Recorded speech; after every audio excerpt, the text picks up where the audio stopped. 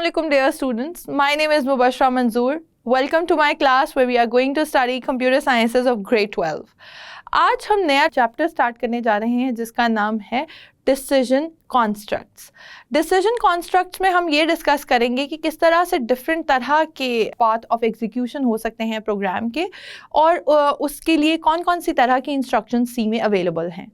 सो dear students, जैसे कि मैंने आपको बताया कि हम न्यू चैप्टर स्टार्ट कर रहे हैं और उसका नाम है डिसीजन कंस्ट्रक्ट। डिसीजन कंस्ट्रक्ट्स का मतलब क्या है, ज़रा उसको समझने की कोशिश करते हैं। Sometimes what happens is that programmer has to define the path of execution of the program. इस बात का क्या मतलब हुआ, आप इसको इस तरह से अज्यूम कर सकते हैं कि आप एक मेज़ को अज्यूम करें। एक ऐसी मेज़ होती है जिसमें आपने रास्ता ढूंढना होता है। Sometimes it's on the paper, sometimes in actual physical form में होती है। तो इसका मतलब है आप कहीं जा रहे हैं, उसका एक एंट्री पॉइंट है और उसका एक एग्जिट पॉइंट भी है। अब you have to enter from the same entry point and you have to exit from the exit point, जो कि डिज़ाइन इस तरह से किया गया है कि आप उसके अलावा किसी भी जगह से नहीं बाहर जा सकते। So if you assume this, तो इसको आप इस तरह से कह सकते हैं कि the person who designed the maze has designed a path for you, कि जिसके थ्रू आप एक एंट्री पॉइंट से एंटर होंगे और एक एग्जिट पॉइंट से एग्जिट होंगे। देयर आर चांसेस कि बहुत सारे पाथ्स अवेलेबल हों उसी एग्जिट पॉइंट से बाहर जाने के, लेकिन जिसने वो मेज़ डिज़ाइन की है उसने उसको डिज़ाइन इस तरह से किया है that you follow a certain path for it, right. तो if you assume it like that, आपको समझ में आएगा कि डिसीजन कंस्ट्रक्ट का मतलब क्या है। डिसीजन कंस्ट्रक्ट का मतलब यही हुआ that you decide that how should the program be executed by the compiler और what should be the path of execution of the compiler. तो ऐसे बहुत सारे इंस्ट्रक्शन सेट अवेलेबल है सी में और दूसरी प्रोग्रामिंग लैंग्वेजेस में। आप इन्हें कहते हैं कंट्रोल स्ट्रक्चर्स, ठीक है। कंट्रोल स्ट्रक्चर का मतलब ये हुआ कि कंट्रोल स्ट्रक्चर्स कंट्रोल और they provide you flexibility, flow of the execution of the program और flow of the execution of the function, right. तो इसका मतलब ये है कि आपका जो प्रोग्राम है it will be executed in a way that you design it to be executed, right. वो पाथ वही फॉलो करेगा। मे बी उसके अंदर बहुत सारे और पोर्शंस हों और कंपाउंड स्टेटमेंट्स हों, लेकिन वो उसी पाथ को फॉलो करेगा जिससे आप चाहते हैं कि उसकी एग्जीक्यूशन हो। यानी कि कौन सी इंस्ट्रक्शन किस टाइम पे एग्जीक्यूट होनी चाहिए और उसके बाद जो उसका सीक्वेंस है वो क्या होना चाहिए उस प्रोग्राम की एग्जीक्यूशन का, that should be designed by the programmer और बाय द डेवलपर। सो इसका मतलब ये है कि जब आप अथॉरिटी ले लेते हैं या आप वो डिसाइड कर लेते हैं कि आपने किस तरह से एग्जीक्यूशन करवानी है, you need certain instructions for that, you need certain tools in order to make that happen। और उन tools को हम कहते हैं कि ये क्या हैं, कंट्रोल स्ट्रक्चर्स हैं, ठीक है। कंट्रोल स्ट्रक्चर्स की बात डिस्कस करने से पहले मैंने एक यहाँ स्टेटमेंट बोली थी जिसे हमने कहा कंपाउंड स्टेटमेंट्स। तो कंपाउंड स्टेटमेंट का क्या मतलब है, पहले इसको देख लेते हैं। इस तरह से अगर मैं मल्टीपल स्टेटमेंट्स लिख लूँ and I enclose them within delimiters. Yes, हमने डेलीमीटर्स की डिस्कशन पहले की थी कि डेलीमीटर क्या करती है, प्रोग्राम की एंट्री और एग्जिट जो लेवल है या उसके स्कोप को डिफाइन करती है। तो अगर मैं कुछ डेलीमीटर्स के अंदर स्टेटमेंट्स लिख दूँ, इसका मतलब है that becomes some compound statement और it becomes an independent portion of the program और independent section of the program, right. तो इसी तरह से हम आगे देखते हैं कि क्या क्या हमारे पास कंट्रोल स्ट्रक्चर्स जो हैं वो एग्जिस्ट कर सकते हैं। अच्छा, जब मैं कहती हूँ flow of execution of the program, इसका मतलब है कि मेरे पास डिफरेंट वेज हो सकते हैं control of execution of programs के या एग्जीक्यूशन ऑफ द प्रोग्राम्स के, क्योंकि इससे पहले हमने डिस्कस नहीं किया कंट्रोल ऑफ द एग्जीक्यूशन। तो इससे पहले भी तो हमारे जो प्रोग्राम्स थे वो एग्जीक्यूट हो रहे थे, तो उसकी एग्जीक्यूशन का मेथड क्या था। So there are three different methods of the execution of the program, right? पहला जो मेथड है इसको हम कहते हैं sequential, right? दूसरा हो सकता है conditional और थर्ड हो सकता है repetitive, right? यानी इसका मतलब ये कि आपकी जो प्रोग्राम की एग्जीक्यूशन है ऑफ डिफरेंट पोर्शंस वो इन तीन तरीक़ों से हो सकती है। अभी तक जो हम चीज़ें डिस्कस कर रहे थे या जिसको हम कहते हैं डिफ़ॉल्ट स्ट्रक्चर होता है सीक्वेंशियल स्ट्रक्चर। सीक्वेंशियल स्ट्रक्चर का ये मतलब है कि that program has to be executed line by line, one after the other, whether you put anything in it और नॉट फॉर द पाथ, वो क्या करेगा, उसको जो है एक सीक्वेंस में ही एग्जीक्यूट करता रहेगा।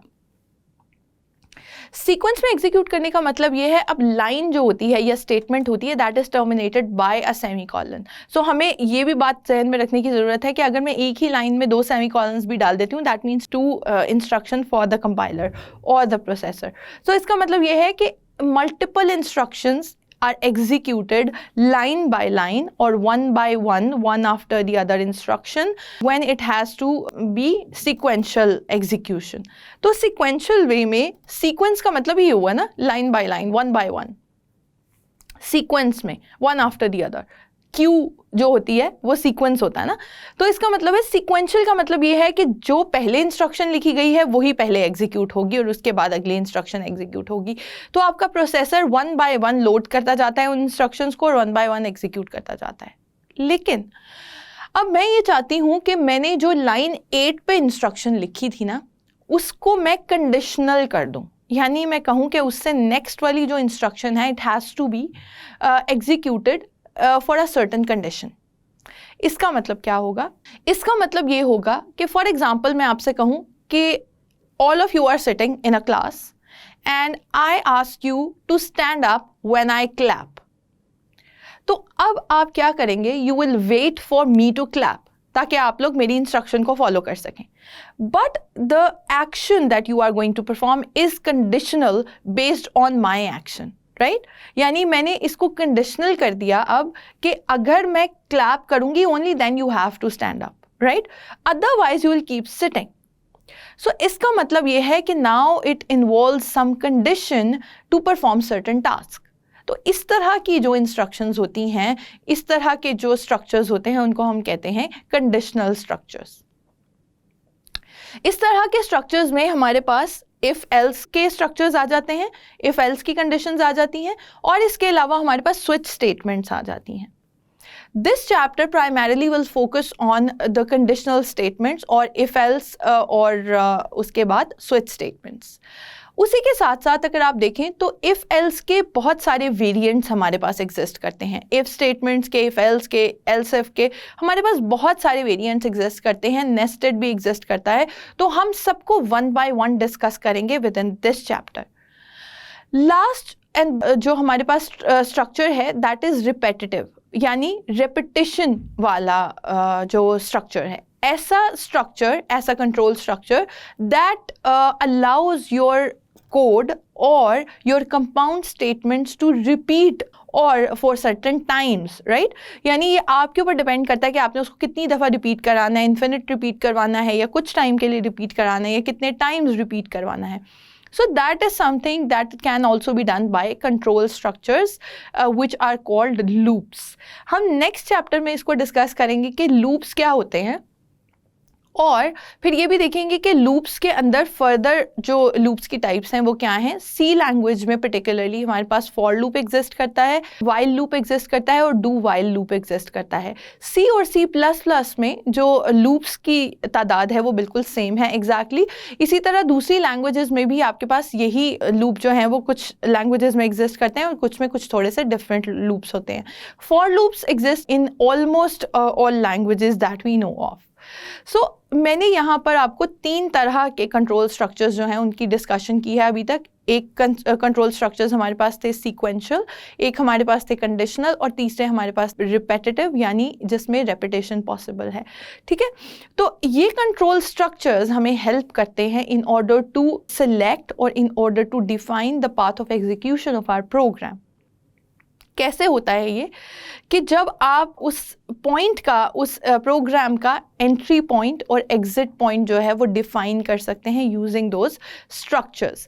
इन स्ट्रक्चर्स में फॉर एग्जांपल अगर हम सीक्वेंशियल की बात करें तो सीक्वेंशियल का एंट्री पॉइंट क्या है? मेन से उसने स्टार्ट करना है और एंड कहाँ पे करना है? जहाँ पे डेलिमीटर कंक्लूड होता है, ये यहाँ पे जहाँ पे आपकी ब्रैकेट क्लोज होती है, उसका स्कोप जो है पूरे के पूरे प्रोग्राम का सीक्वेंशियल में वही है। इसका मतलब है उसको सारे की सारी इंस्ट्रक्शंस 1 बाय 1 जो है वो फॉलो करनी है और प्रोग्राम को कहाँ पे टर्मिनेट करना है, जहाँ पे आपका स्कोप ख़त्म हो गया है प्रोग्राम का। ऑन दी अदर हैंड, अगर हम कंडीशनल स्टेटमेंट्स की बात करें तो कंडीशनल स्टेटमेंट्स में क्या होगा कि you are at a certain point in your program. For example, मैं लाइन 10 पे हूँ and now I want this particular portion of the program to be executed, जो कि इफ़ के अंदर लिखा हुआ है। आप लोगों को याद होगा कि मैंने एक आपकी प्रोग्रामिंग एग्जांपल ऐसी भी थी लास्ट चैप्टर में जिसमें मैंने इफ़ का यूज़ किया था, और मैंने आपसे कहा था कि नेक्स्ट चैप्टर में ये जो इफ़ है वो यूज़ होगा। जब हमने कंडीशनल ऑपरेटर्स पढ़े थे, रिलेशनल ऑपरेटर्स पढ़े थे, तब हमने देखा था कि किस तरह से हम इफ़ को यूज़ कर सकते हैं। सो इफ़ को अगर हम यूज़ कर रहे हैं तो इसका मतलब ये है कि वहाँ पे वो पोर्शन ऑफ द प्रोग्राम और the chunk of the program और the portion that is being written in the if statement is conditional on the basis of that whether this condition meets or not। यानी वो तभी वो वाला portion of the program run होगा अगर ये condition true होती है। तो अगर वो कंडीशन ट्रू नहीं होती तो क्या होगा कि ये प्रोग्राम इस लाइन से जंप करके कहाँ चला जाएगा, थर्ड लाइन पे, यानी नेक्स्ट लाइन पे चला जाएगा। That comes after the if condition. If का जो स्कोप है उससे अगली जो लाइन है वो वहाँ पे चला जाएगा और वहाँ से सीक्वेंशियली एग्जीक्यूट करना शुरू कर देगा। So you have to remember that by default the compiler and the processor runs the program sequentially, यानी जो डिफॉल्ट कंडीशन है हमारी या डिफॉल्ट जो हमारा कॉन्स्ट्रक्ट है वो सीक्वेंशियल ही है। तो अगर आप उसे खुद से ब्रेक नहीं करते उसके सीक्वेंस को, तो अंटिल देन वो सीक्वेंशियली ही चलता रहेगा। लेकिन यहाँ पे क्या हुआ, हमने कहा कि अगर ये कंडीशन मीट करती है this portion of the compound statement, otherwise क्या होगा, वो जंप कर जाएगा from line 8 to line next to the if conditions, right. यानी इफ के बाद जो वेरी नेक्स्ट लाइन है वहां से वो सीक्वेंशियली प्रोग्राम को एग्जीक्यूट करना शुरू कर देगा। सिमिलरली जो रेपिटेशन की बात करते हैं उस केस में क्या होता है कि आपके पास जो कंपाउंड स्टेटमेंट्स हैं they have to repeat for a certain number of times.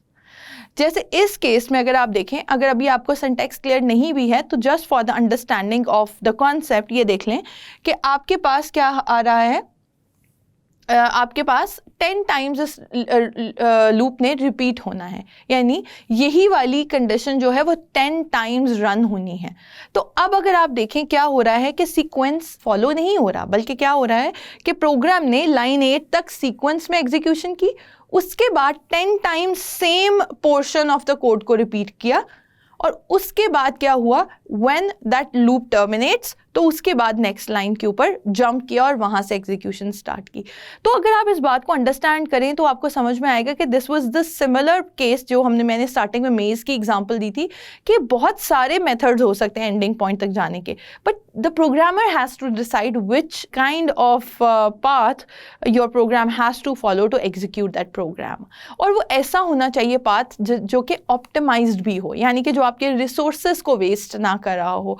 कोई ऐसा आप इन्फिनिट लूप ना क्रिएट कर दें जिसकी आपको ज़रूरत नहीं है, उसकी वजह से आपको प्रोग्राम क्रैश कर जाए। बिकॉज एवरी टाइम आपका प्रोग्राम जंप करेगा या किसी और कंडीशन पे जाएगा, it has to use its resources, right. तो इसका मतलब ये है कि आपका प्रोग्राम जो बीइंग प्रोग्रामर आपका एक काम ये भी होता है कि आप ऑप्टिमाइज्ड जो हैं प्रोग्राम लिखें, ऑप्टिमाइज्ड कोड्स लिखें। यानी प्रोग्रामिंग का मकसद ही ये है कि वो प्रॉब्लम सॉल्व कर सके, ना कि वो प्रॉब्लम्स क्रिएट कर रही हो, ठीक है। Although there are bugs, there are issues with the program, there are mistakes, there are errors, लेकिन वो प्रोग्राम ऐसा होना चाहिए जो कि हमारे रिसोर्सेज को भी मिनिमाइज करके यूज़ करे और हमारे रिसोर्सेज को बहुत एक्स्ट्रा यूज़ ना कर रहा हो बैकएंड पे।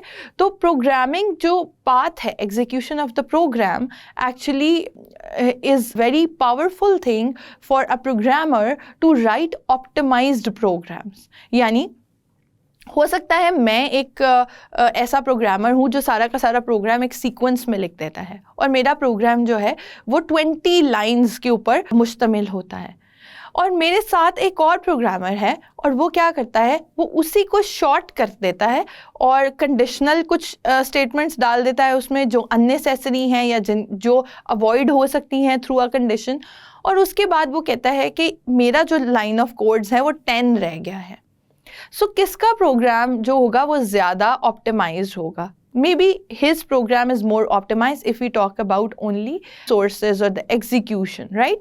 लेकिन sometimes ऐसे भी हो सकता है कि अगर आप बहुत ज़्यादा nesting use कर रहे हैं या बहुत ज़्यादा आप code within the code और you are writing portions of code within the code, compound statements within the compound statements, तो sometimes आपका program वहाँ पे भी extensive resources ले सकता है।